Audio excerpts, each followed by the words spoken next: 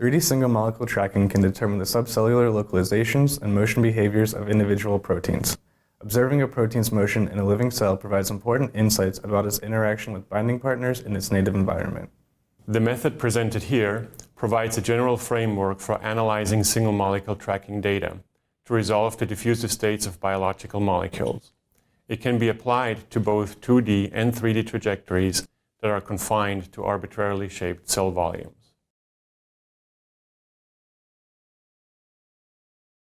After depositing fluorescent bead in a pre-prepared agarose pad as described in the accompanying text protocol, place it on a microscope cover slip and secure the cover slip to the microscope sample holder.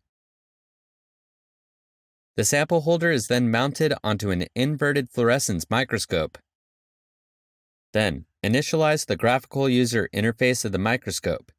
Here, custom-written software in MATLAB is used for instrument control. Initialize the camera software HC Image Live. In the Capture tab under the Camera Control section, set the exposure time to 0.03 seconds. Then, click Live to begin a live feed of the camera. Click the appropriate Open Laser button on the GUI interface to unblock the laser and excite the fluorescent beads on the agarose pad. View the fluorescence emission on the camera using live stream mode. Adjust the X and Y positions of the microscope stage by clicking the XY position arrows under the Micro Positioning Stage section of the user interface to position at least one fluorescent bead in the center of the field of view.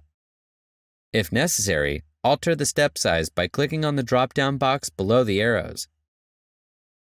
Next, adjust the Z position of the microscope stage by clicking the Z position.